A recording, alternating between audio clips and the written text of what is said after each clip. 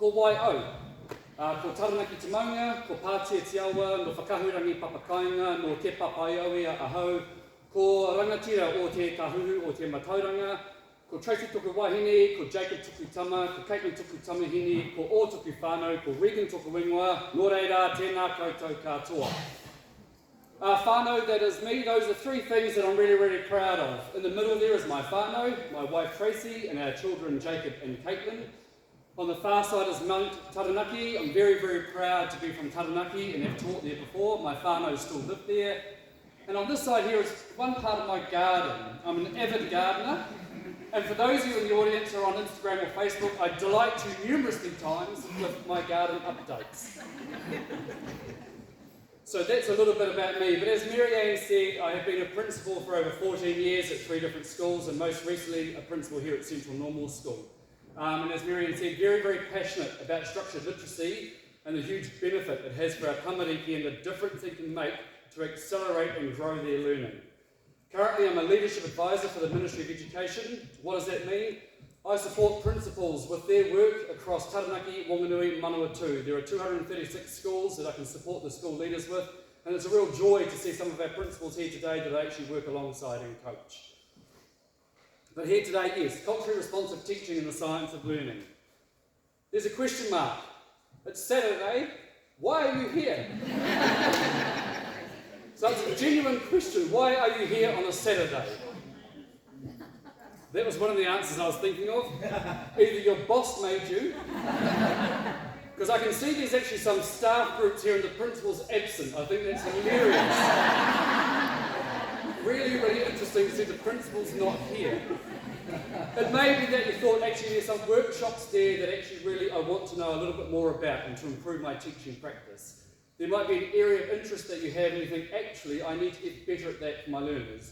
But I think fundamentally, if you strip all that back, why are we here? It's for the kids. Everything we do on a daily basis is for children. That's why I got into teaching in the first place. And when I look out across here, I see passionate people who just want to do the best for kids. So while I talk about the science of teaching and the culturally responsiveness, all of that is actually for our dear kids who turn up to our kura every single day. Right, your class. There are 3 images on the screen. Without thinking too hard and too long, I want you to think of 3 tamariki in your class right now. If you're the leader or a principal, think of 3 children in your school. I want you to write those children down. I want you to write their name down. And can you also write something out about their whānau that you know? So 3 tamariki, don't think too long and hard. Their name, what do you know about them? What do you know about their whānau?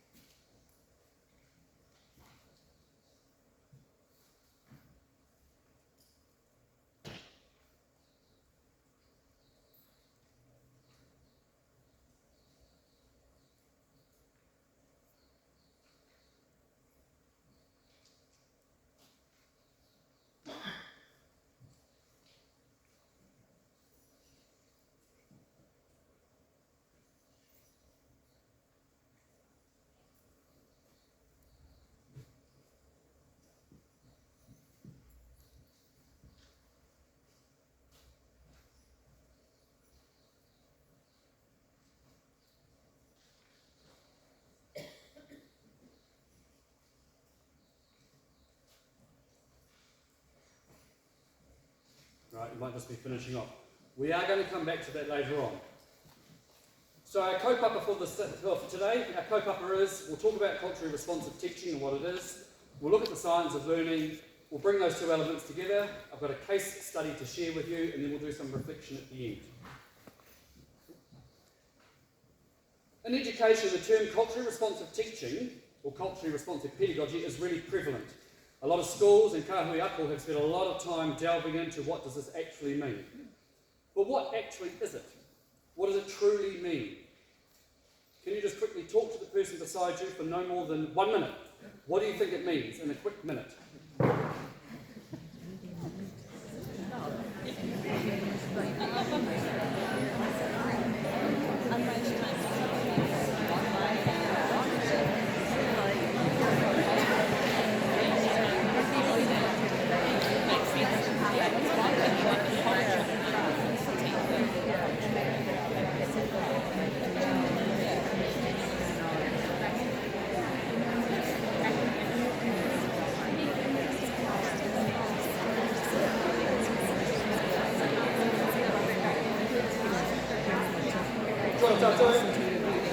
We'll carry on.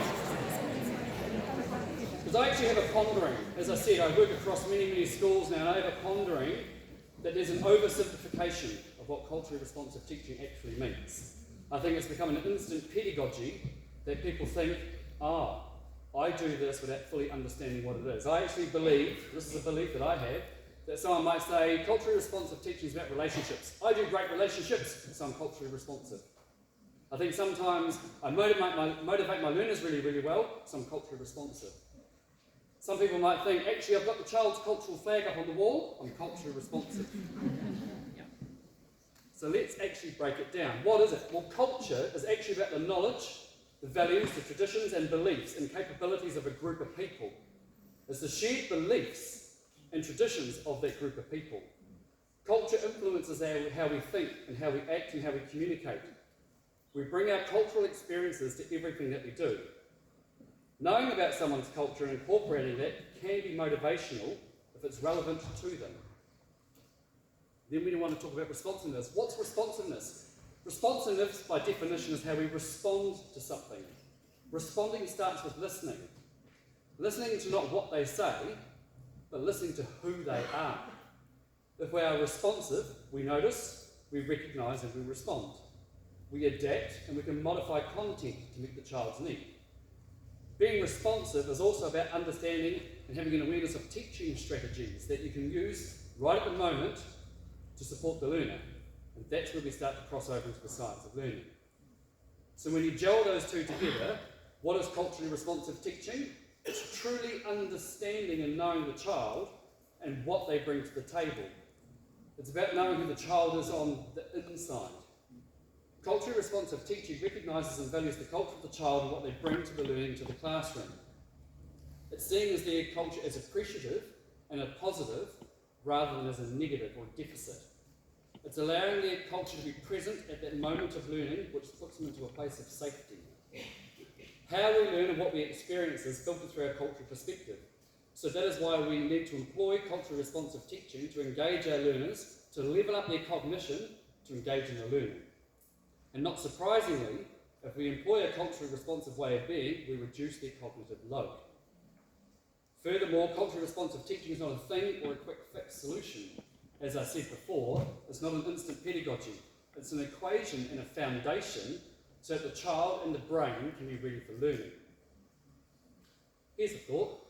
All teaching is culturally responsive, but just whose culture are you responding to?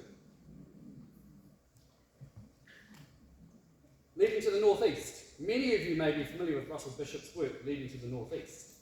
Russell's work focuses on teachers, leaders and schools that sit in that northeast quadrant. The quadrant where teachers and leaders have high levels of observable caring and learning relationships and high levels of effective pedagogy. They value the culture of the child and they can draw on effective pedagogies to meet the learning of the child. Russell's work showed us that when we focus on culturally responsive teaching and interactions, their high water and their achievement improves. It allows for the child's culture to be valued and present at instruction.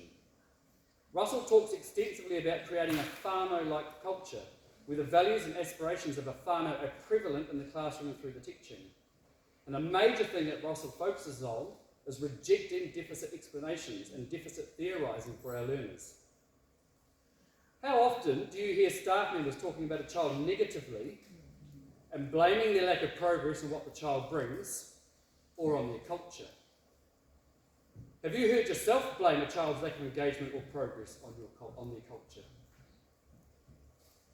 Here's a thought too. Are you potentially aware of the large cultural divide that may exist between yourself and some of your learners, and what you may need to do differently? We need to move from cultural blindness to cultural responsiveness. We need to espouse high expectations for all our learners, so let's not pigeonhole our kids and think their achievement is fixed. Every child has the right to achieve as high as they possibly can. In relation to having high expectations, here's another consideration for you.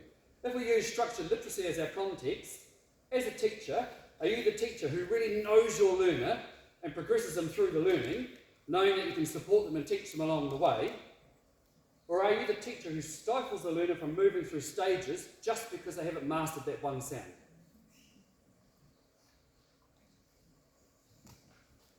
Some of you may know this woman, Rita Pearson. She is one of my all-time favourite educators. Her passion and her inspiration has helped shape the leader I am today. I think her words are incredible and amazing. I still go back and re-watch her videos time and time again, just because that's what I love to do. Her inspiration and enthusiasm, and if you haven't seen her TED Talk, please find it. It's only 7 minutes long. So some of you may know her acclaimed quote. She says, "Every child deserves a champion, an adult who will never give up on them," which is you. You are your children's champions. That's why you're here today, to do the best you possibly can for the kids in your classes. But there's something else that she touched on too that I want to focus on in terms of culturally responsive teaching. Rita says, seek to understand. Understand who is in front of you. Understand the culture the child is bringing. Rita also emphasises the value of human connection. Can you guys hear me? Yeah, okay. Sweet, done. Won't worry. Rita says we need to understand our learners and connect with them. Relationships are built through connections, and this connection is critical for culturally responsive teaching. There's that man, Russell Bishop. If we look back to Aotearoa and back to Russell Bishop, he also talks about the connection of people through this concept. The concept of mana oriti. Mana oriti, where the mana of both parties is equally respected. So in our case, the teaching and learning relationship and the mana of each person in that teaching and learning relationship is valued and upheld. From a mana oriti lens, there would be no dominant culture in our classes, as each party's culture is valued and respected.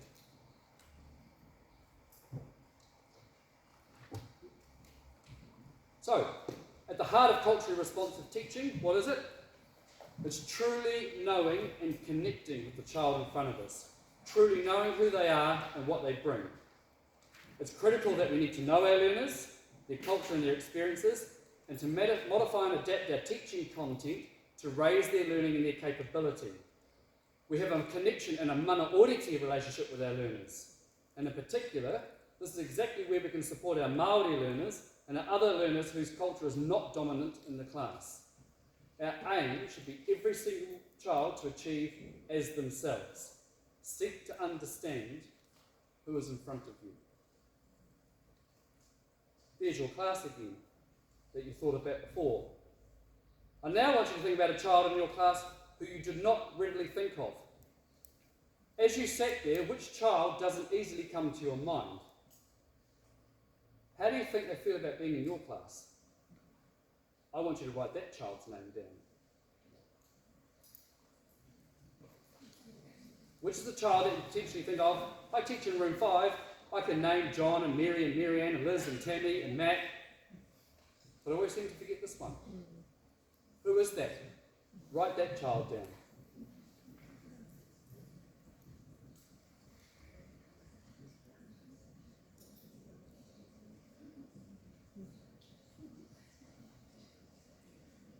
Your whittle, your challenge when you go back to your kura on Monday is to seek to understand and deepen your connection with that child.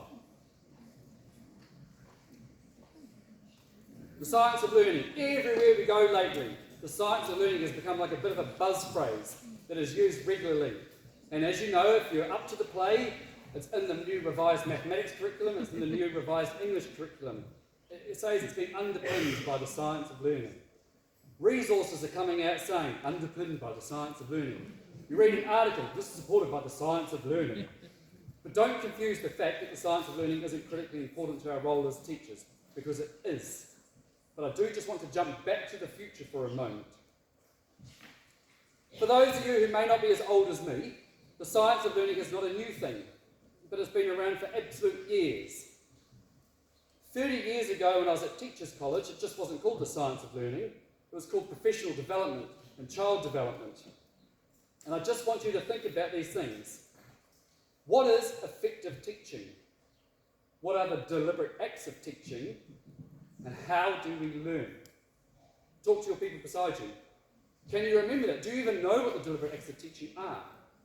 So just talk to the people beside you. What are those things up there?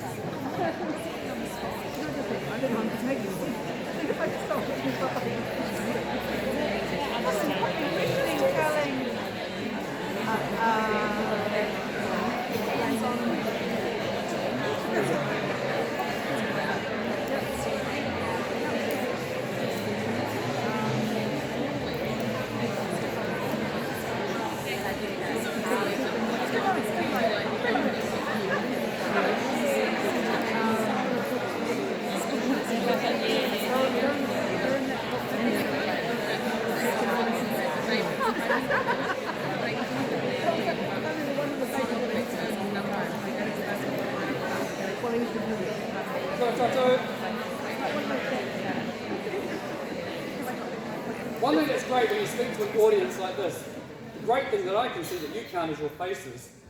So when I say things like the deliberate acts of teaching, some of you going, oh yeah, others going, no idea. It's absolutely brilliant. So this is why we've got to carry on. So these basic sentiments do sit at the heart of the science of learning. In particular, it's about how we learn and what we as teachers need to know about to teach for effective learning.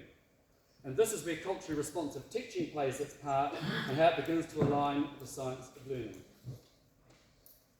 If we begin to unpack the science of learning and how we learn, fundamentally it's about encoding new learning and information from the working memory to the long-term memory. It's from the long-term memory that we can retrieve information, apply it, problem solve, and engage with higher order thinking. We have our working memory. This is where our information comes in. We play around with it in our minds and we make sense of it. Our working memory has a limited storage and capacity.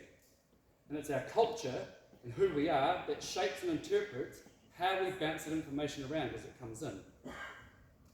Our long-term memory is where that information is mapped and coded to other information for deep storage. It's in that long-term memory where we can recall information and apply it to what we know, to our other learning, to problem solving, and to higher order thinking. It's in that middle green trapezoid there, phase 1 of the new curriculum. So in that green trapezoid, where explicit teaching comes in. This is where we as teachers have to explicitly understand those deliberate acts of teaching, the core components of teaching and how children learn. So what we'll do now is we'll unpack some of those trapezoid elements. Right, modelling. And some of those workshops until today talked extensively about modelling. Modelling and worked examples and thinking out loud models to students how to understand new concepts. I remember when I was teaching mathematics, modelling books were amazing for actually having to model and demonstrate mathematical concepts, but also for revision and review. Cumulative learning. Learning needs to be broken up into small chunked pieces of information.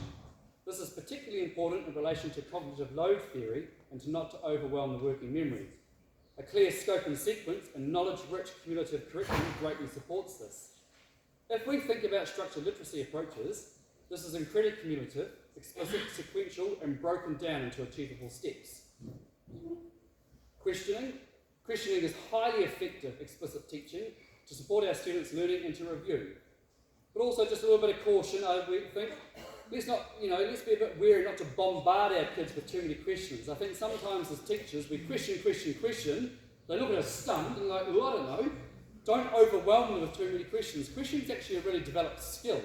And what we want from our students is actually some rich dialogue, or to actually seek their understanding. Scaffolding. Scaffolding provides temporary support to assist the learning. This can include modelling, it includes cues, prompts to support learning, or even finding an easier task to set them up for that challenging task. Revision. We know that review is really, really important to help strengthen the connections and neural pathways for retrieval. Revision needs to be sustained over time to ensure it's mapped to the brain. And just the workshop I attended before with Tanny and Sarah around the review for whole class teaching to make sure those concepts are periodically learned and maintained and sustained over time. Just like when you go to teach mathematics, you might do geometry for 3 weeks, statistics for 3 weeks, and number for 4 weeks.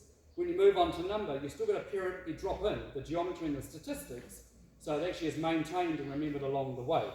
Because that's how we map to the long-term memory. Great to hear people talking today around formative assessment. Formative assessment hasn't gone. In fact, it's coming back stronger than ever before. When you look through our new curriculums, formative assessment is very, very paramount in our new documents.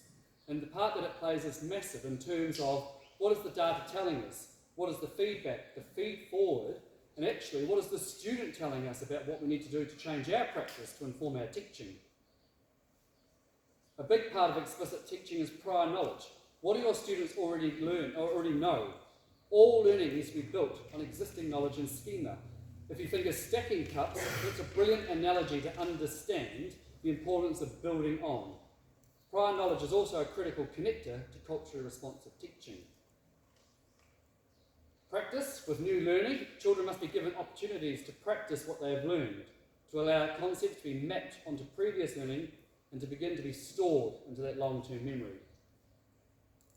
Success is a part of our explicit teaching. All children need to experience success with their learning.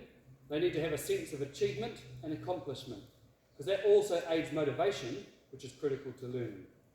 So all of these aspects are deliberate, explicit aspects of teaching that we need to have in our kitty when we plan. But actually, more importantly, we've got to be able to use these of the moment to adapt and modify our teaching at that time it's necessary to improve their learning. But also with the science of learning, what's also important is the social and emotional element of the science of learning. We also need to give consideration to that when we plan our programs as well. We know that emotion plays a massive part in our children's learning, and a child can only truly learn when their emotion is levelled up and they feel emotionally safe. We know that kids can't learn when they are dysregulated, and so our environments need to be a place where our children can feel safe and be who they are. This is why it's also important to understand the culture the child brings to the learning. As a child who can only truly be themselves at the learning is safe to learn. And motivation. As I said before, children need to experience success. Children need to have a sense of motivation to learn, a desire to want to achieve the learning. Aspects of motivation can be achieving success, having an element of choice for their learning, and receiving praise for their learning. And growth mindset. Another gem educator that I followed was Carol Dweck. I think Dweck's work has been phenomenal in actually understanding the growth and the fixed mindset. Dweck showed us that our mindsets are not actually fixed. We have growth intelligence that we can move on, and we can actually change our perception of how we think about our learning. Failure is not a negative, and that we can learn from our mistakes. We can change our thinking to improve, to be the best we can be. So we need to promote a growth mindset with our children, to be a champion, to push them through their learning, and to make their mistakes and to grow. So it's now time to weave those elements together of culturally responsive teaching and the science of learning, and why it's so fundamentally important for our learners. So as teachers, our teaching needs to be culturally responsive, where we truly know and understand the child, we know the child on the inside, we have a deep connection with that child, we build those mana oriti relationships, and the child's culture is welcomed into the learning. We then need to provide explicit instruction, evidence-based instruction, that is grounded in the science of learning. We understand effective, deliberate teaching. We understand how our children learn. We can draw on a range of teaching strategies to support their learning, and we can encourage that growth mindset. Our explicit teaching needs to cater for the child so that they can bounce that information around to learn, to make sense of it, and to encode it to that long-term memory. When those elements come together, we have explicit, evidence-based teaching delivered through a culturally responsive pedagogy. When that's in place, we have effective relational teaching where every child can achieve as themselves, to be the best they can be, proud of their learning and their culture, and able to thrive. The child's culture is present at instruction, and explicit teaching meets them where they're at to grow their learning and enable them to learn. The biggest thing there, every child achieving as themselves. I'll now just share a case study example with you. We, when I say we, Central Normal School had the privilege of being in Russell Bishop's book, Leading to the North-East. So I'm going to share with you what we did at Central, how we actually wove together culturally responsive teaching and the science of learning. At the heart of what we do, just like I did at the start, was here, our constant why and our constant purpose when we stripped it all back was our kids. That's why it's the biggest circle there. Everything we do was focused around that. I started at the school in term 2 of 2018, and Ali, our deputy principal, started in term 1 of that year. Together we spent a lot of time analysing our achievement data and seeing the trends of that data and the patterns.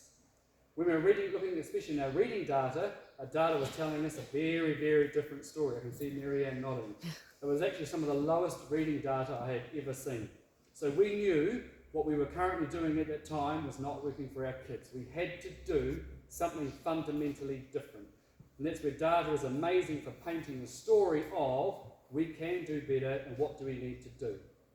Again, our biggest focus was on our kids. We also knew that our tamariki needed to be loved and treasured for who they were. We spent time connecting with our tamariki, understanding who they were, and allowing them to be themselves at their learning, culturally safe. That was always our number one focus. When we wrote our strategic plan, we had wellbeing hauora first, learning and teaching second. During my time as a principal, I've always led with an evidence-based and a research-based approach. I think it's important to lead with integrity of sound pedagogical research, as that builds a profession of people who want to grow and for our tamariki to actually be who they can be. Examples of research that we used that underpinned our leadership and our approach here, you may be familiar with too. We looked at Good to Great by Jim Collins, the Best Evidence Synthesis by Viviane Robinson. We used a lot of John Hattie's work, the work from Shirley Clark and Michael Epsilon on formative practice. And we used Coaching Habits by Michael Bungay Steiner and The Elephant in the Classroom by Joe Bowler. That ensured that everything we did came from a very strong research base. At my previous school at Fairfield, it's great to see some Fairfield people here today.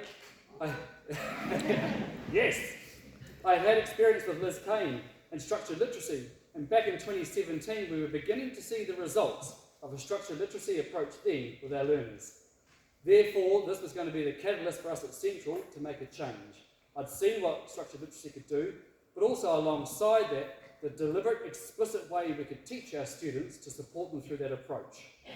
So we made the decision to bring Liz Kane to our school. Cost was going to be no issue and no barrier, and we would resource everything possible to upskill our staff to improve the learning for our tamariki. And Liz was with us for a good 2 to 3 year period to support us with the implementation. Drawing on the research of the Best Evidence Synthesis, and if you've read Russell Bishop's book, he talks about the Chapelsia model, we use that to guide our implementation here. Myself, the AP and DP, we were going to be the lead learners of that approach, because research is very strong that the leadership team and the principal should be the lead learners to affect massive change in the school. It also meant that we were going to be conversant with the approach of structured literacy to bring it in here. To ensure that our approaches were implemented with fidelity, the whole school was involved. So while it might have started with the juniors, it went right up to year 6. Because research tells us that approaches are best done whole school rather than in pockets, so that all teachers can talk the same language across the school and support each other with the implementation.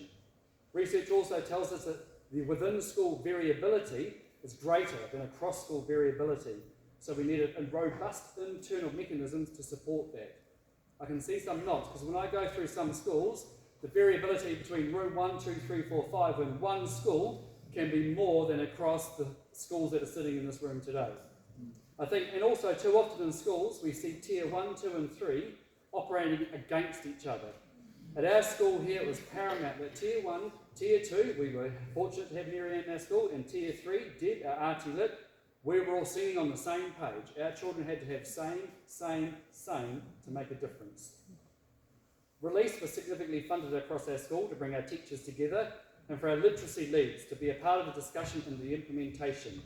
We deliberately planned our days and timetabled our professional learning and conversations. We introduced learning walks across our school to ensure that fidelity of practice was maintained across all our classrooms. And those learning walks were done with the leadership team to ensure that what we could see and what we'd learned from Liz was happening across our school. We had a strong coaching and mentoring and modelling process in our school, and that was an opportunity for coachees to chat with their coach about their practice and engage in reflection and what they could do next. The facilitator and our literacy leads provided extensive modelling in classes to show how the approach should be implemented and explicitly taught, while the teacher observed and learned from them. Our teachers also modelled for each other. Time was also given to observe each other's practice and to learn and grow from each other. These processes were critical to their implementation fidelity. All through this process, anecdotal and formal data was analysed, discussed, mulled over to ask those questions. What's happening? What are we noticing? What are we seeing? What do we do differently? Who should be on intervention? Who should be accelerated? We also worked with our teachers to ensure they were data conversing as well, to make sure our teachers knew what's the data telling you, and therefore what next. And as we always do, ongoing review and reflection of how we're going and what we're noticing and what we could tweak and change. Over a period of a few years, our school had gone from woven, culturally responsive teaching and the science of learning to make a massive difference for our kids and our progress and achievement. From 2018, at 42% at or above, we moved to 74% at or above. Our Māori learners went from even lower to higher than our New Zealand European. We knew that what we had done had made a massive difference for our kids. So what does that mean for you guys? You've had an amazing morning of workshops. What have you thought about in terms of your practice? What can you do differently? Who is a child in your class who you're thinking, I could do better for that child? How do you know you're making a difference? But also, pat yourself on the back for something that you know that you're doing really, really well in your practice. Just take a moment to talk to the people beside you around one of those prompts that you might go back with on Monday to make a difference about. But also, I think too often we think about the what next. Celebrate what you do well with the person beside you. I'll let you do that now.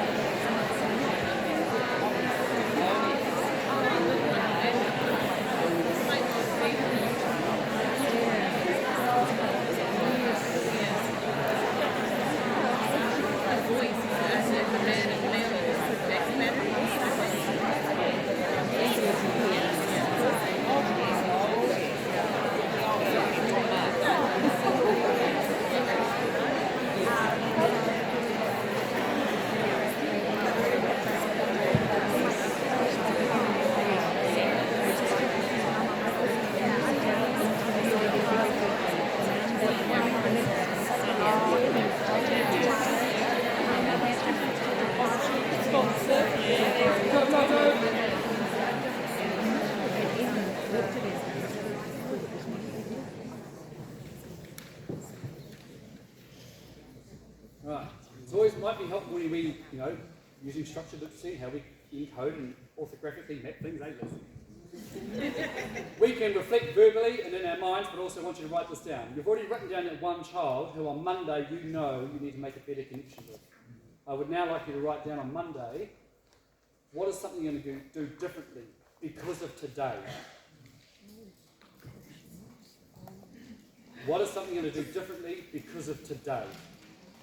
Could be something that you learned at 9 o'clock, something from the second workshop. You might have learned something from me.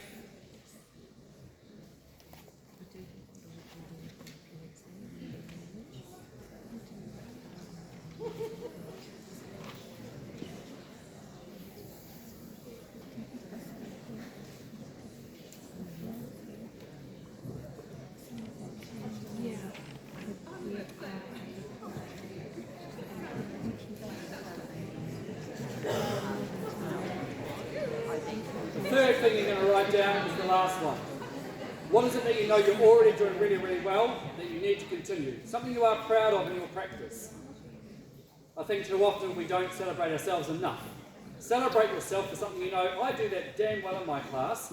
I'm going to keep that going. Do you want to share out loud, Leah?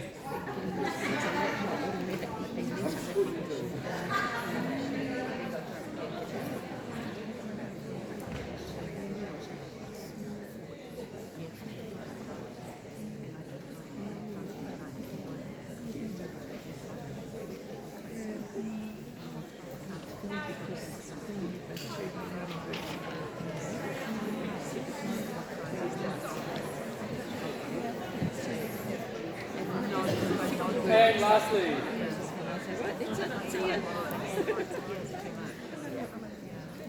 I'd just like to thank you all for listening. It's been a privilege to be your keynote this morning on a sharing best practice. Thank you very much.